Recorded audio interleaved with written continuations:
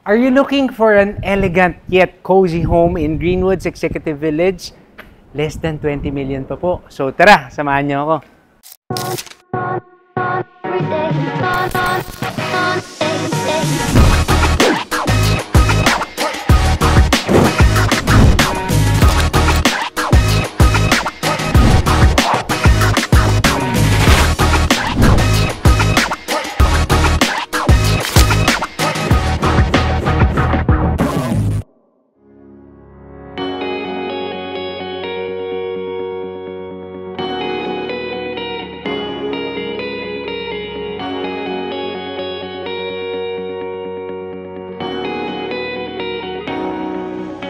This elegant, modern 4-bedroom home stands on a 150 square meter lot area with a floor area of 220.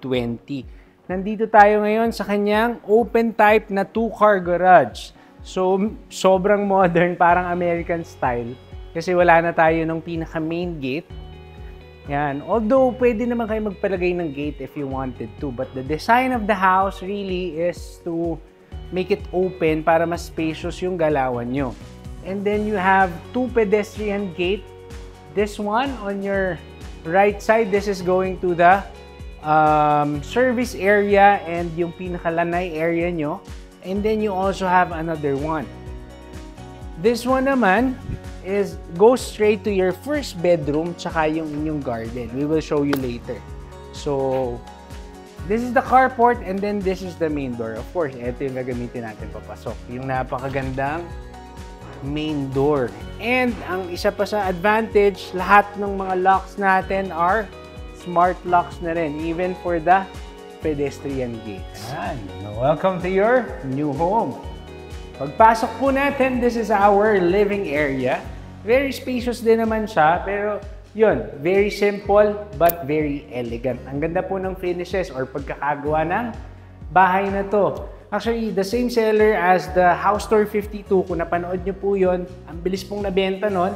Eto na po yung kasunod nun. So, paunahan na lang po ulit. So, this is our living area. And then, pwede tayo maglagay ng couch dito. And then, couch also dito. Then, pwede yung TV natin dito, di ba? Ang ganda.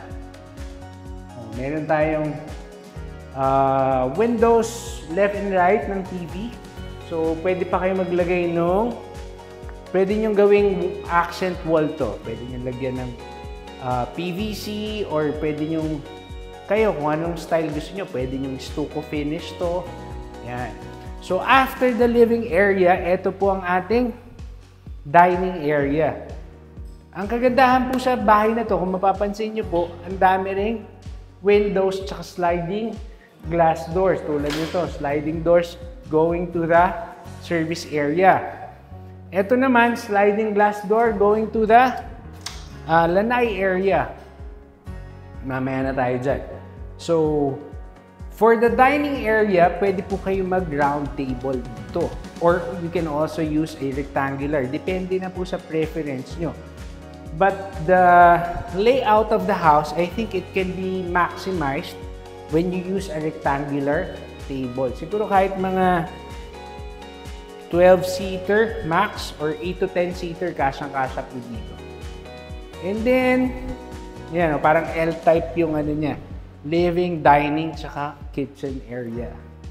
For the kitchen area, meron na siyang bar counter type dito. At least may separation. May proper separation tayo from the dining and the kitchen. So, ang big advantage ng bar counter type na to, bar countertop na to, is there's a clear separation between your dining area at saka inyong kitchen. So, parang alam mo yun, psychologically, hindi man siya nakaharang talaga, pero parang alam mo saan yung ending ng kitchen. So, pagkatapos ng ating bar countertop, meron tayong double sink. Ayan. Tapos, meron na rin tayo dito abutan ng tuyo. Pag nagluto ka ng tuyo sa labas, almusal na, dito na may aabot. So, yan. And then, of course, you have malapad na countertop. And then, also, you have overhead cabinets. Ayan. So, kung mapapansin ko, napanood niyo po yung house tour 52, same finishes po ito. Mas malaki lang po yung size nun. That's about 10 square meters bigger yata yun, or 8 square meters bigger. Pero, the layout, the size is almost the same. Dito po ang ating oven tsaka cooktop. Pwede rin kayo maglagay ng range hood dito if you would like. Then dito yung mga iba nyo pang gamit like microwave oven. You can also put your coffee machine dito. And then meron pa kayong tawag dito, pantry cabinet. Nasa loob po ng pantry cabinet ang ating circuit breaker. And then dito, this one is for your side-by-side ref. Yan, kasya-kasya po yun dito. Pero ang kagandahan po dito sa house na to, the big advantage of this house compared to the previous house or yung house tour 52, maluwag po yung outdoor area natin. So, pag dito tayo lumabas, ang luwag nito, 2 meters to. 2 meters, ang luwag, pwede kang magkaroon ng garden, kung ano man hobby mo, pwedeng play area ng anak mo kasi nakasarado naman to, pwedeng isarado to eh. Yan, sarado lang natin. O, di ba? It's very safe. Kung meron kayong toddlers, dito na. Pwede rin naman sa labas, pero this one, syempre, safer siya. And then, connected is the service area, which can be an extension of your dining area sa loob, indoor, outdoor dining. So, pwede pa kayo maglagay dito ng outdoor dining. And then, dito po ang ating washer-dryer. Washer-dryer service kitchen. Diba? And then, kung mapapansin nyo po, meron tayong sliding door here. Nandito po ang ating staff room or angel's room. Diba? Yung mga angel natin. Meron din kayong provision dito for power supply tsaka water supply. So, pwede rin nandito sa loob yung washer and dryer. And then, maluwag po itong ating staff room. Kasya po kahit dalawang double deck na single. Kasya-kasya po dito. So, kahit 4 po yung angels nyo, pwede sa bahay na to. They also have their own toilet and bath. Although, syempre, mas basic yung toilet and bath na to. Pero, usable na. Meron ng shower, meron ng sink and faucet, you have the lavatory. Diba? Good enough. Before heading back inside, nalimutan ko lang sabihin, meron na tayong kasamang water pump. And we also have a water tank for this specific house. Even dun sa house tour 52, meron din yung water pump and water tank. So, hindi naman siya required dito sa Greenwoods, pero it's a big plus, di ba? For emergency purposes. Now, this is our first bedroom. Oh, nice. Parang photocopy talaga nung ano. Pero ang ganda, di ba? Kasi, pag binuksan mo to, this is perfect for your parents, elderly. Kasi, dito sila matutulog, may TV sila dito on this side. Oh, tapos may kasama na rin siyang split type AC. And then, paglabas nila, pwedeng meron pa silang garden dito. Oh, di ba? Ang luwag nito, guys. Pwedeng kapihan sa hapon. Ano naman to eh, we're facing south. So, walang direct sunlight or direct hit ng sun. So, tulad ngayon, it's 3 p.m. Hindi na masyadong mainit dito. Mahangin. So, yun lang. Napakaganda nito para sa mga elderly. Of course, meron din silang built-in closet. Wala nang iisipin. Bed na lang. May AC ka na, may built-in closet ka na. Kung kailangan nyo pa ng makeup area or yung vanity area, pwede rin dito. Talagay lang kayo mirror vanity area. Pagtapos, paglabas mo, nandito po ang ating first toilet and bath. Hindi siya nilagay sa loob ng kwarto kasi para pag may guest kayo, the guests don't have to go inside the room. So, multi-purpose to. This is the toilet and bath of the first bedroom, saka para sa inyong mga guests. Let's go to the second floor. Welcome to our second floor. Yan. Pag akyat natin, you already have another space here. This can be your family area. Pwede ka pa maglagay ulit ng TV dito. Kung mahilig talaga kayo ng TV. Pero nonetheless, kung hindi naman, magkabilang couch. Ganda. Palagyan nyo lang ng AC dito. Sobrang ganda nitong area na to kasi kung mahilig din kayo mag-entertain ng guest, yung mga anak nyo can stay here while you entertain the guest downstairs, di ba? And then you have a balcony on this side. O, di ba? Meron pa rin kayong balcony area. So yung mga medyo may konting bisyo, pwede dito mag-yosi o dito ka nag-yosi. The isa pang plus for this house is if you want to buy this house and you want to buy the vacant lot beside it, same seller po, same owner. So, pag binili nyo to, pwede nyo bilhin yung katabi. So, magiging total po kayo ng 300 square meters yung magiging lote nyo. So, ang ganda, di ba? Napakaluwag. Now, let's check the second bedroom. Oh, nice. Maluwag to. 1, 2, 3, 3 by... Probably this is 3 by 6, 3 by 5, mga 15 to 18 square meters. Luwag siya. Dito ang headboard natin. You have windows magkabila. And then you have a lot of windows also dito. Ayan. So marami pong pagkukuhanan ng natural air and natural light. And then meron kang, all of the bedrooms have its own toilet and bath. Although yung sa baba, nasa labas yung toilet and bath natin. Yung lahat ng bedrooms dito sa second floor, nasa loob po. Ensuite. O, diba? Ang ganda ng ano. Maganda talaga gumawa yung finishes yung specific seller na to. You can really appreciate it, lalo pag binisita natin in person. Even the tiles, the color, even, eto nga, itong rain shower. Ganda ng mga napipili niya. And of course, yung niche. Diba? Hindi mo kailangan bumili sa Shopee ng patungan ng sabon tsaka ng shampoo. Diba? Meron na to. You also have, ayan, electric ano na to. Yung mirror. Pasok ka dito, makapakita ko sa'yo. Ayan. Pakita ko lang po sa inyo. Meron pa po tayong closet sa loob na bedroom. Bukod, meron pa tayong closet sa labas. So, yan o. So, yayo. Pinakamalupit na narrative studio yan. Aside from having the closet inside, meron ka pang konting dito. Actually, naman closet to. More on vanity area na to. Diba? Lagay ka na lang ng mirror and of course, the chair here. So, yung mga merong dalagang anak, ayun, most likely dito yun. Ngayon, kung meron kayong boys, like myself and my wife, dalawa yung anak namin lalaki, pang dito yun. O, di ba? Luwag to. Kahit dalawang, pwede kang maglagay ng double bed doon, double bed dito. Or kung isa lang naman yung gagamit nito, dito yung headboard siguro natin. O, dito yung headboard. Doon yung TV sa kabila. Then, pwede ka pa maglagay ng bedside table here.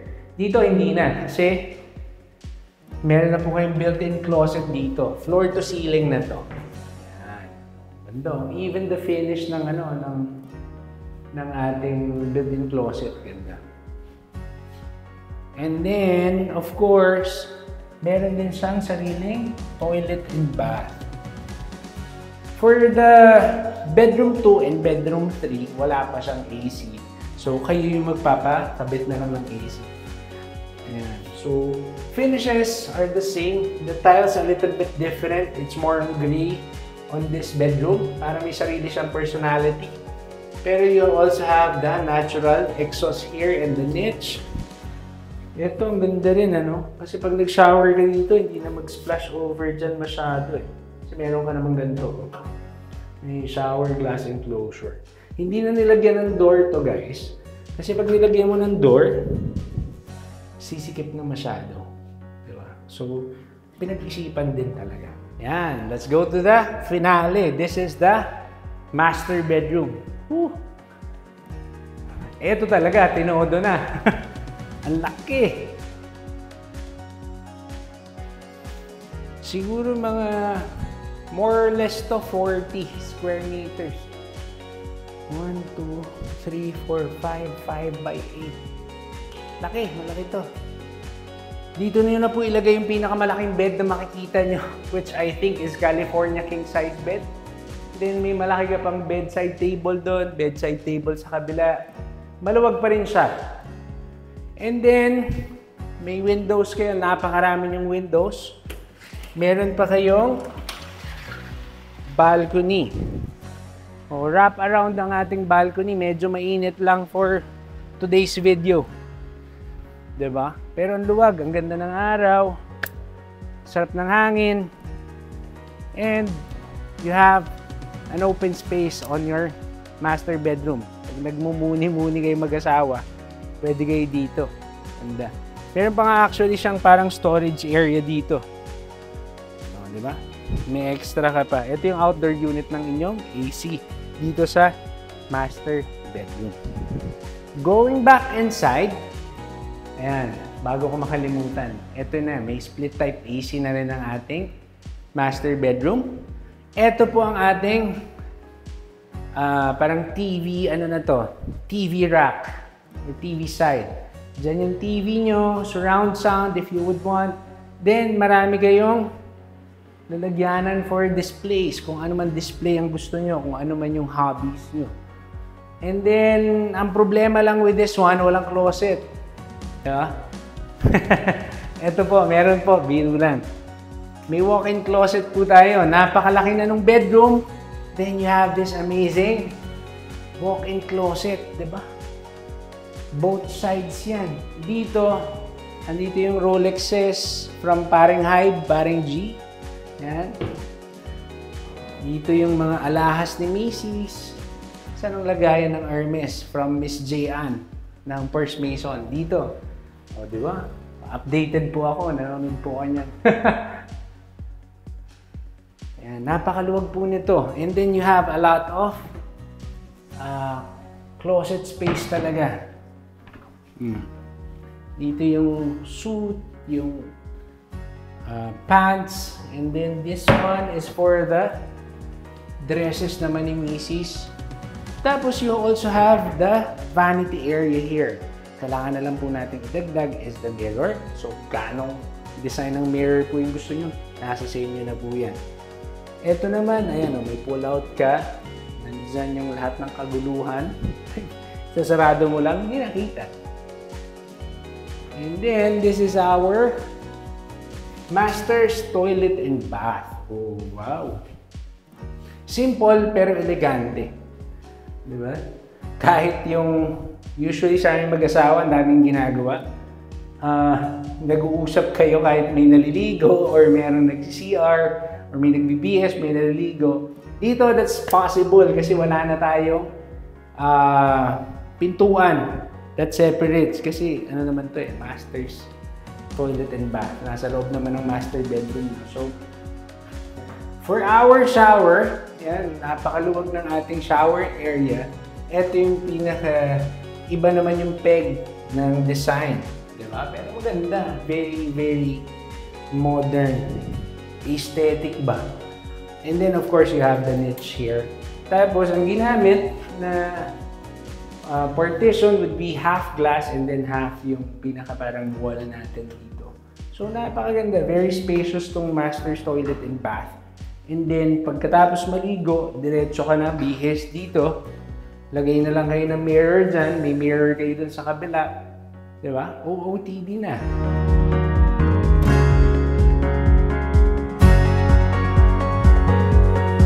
Quick recap lang tayo guys for this amazing, elegant yet very cozy home here in Greenwoods Executive Village and Pasig/Taytay area. So the house stands on a lot area of 150 square meters with a floor area of 220. It has 2-car garage and 4 bedrooms, 4 toilet and bath. Meron din po tayong maid's room na very spacious na may sariling toilet and bath. So the asking price for this property is just 18.8 million pesos. But the best part is you can get it for as low as 1,900,000 down payment. Although you can adjust naman the down payment if you would like to put up a bigger down payment. If you want to know more or if you want to see the property, please reach us on the numbers below. Please follow us on our social media pages, Facebook, Instagram, TikTok.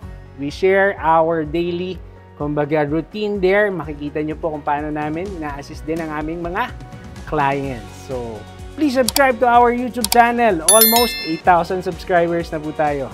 Marami pong salamat. God bless and hope to see you soon, guys. Peace.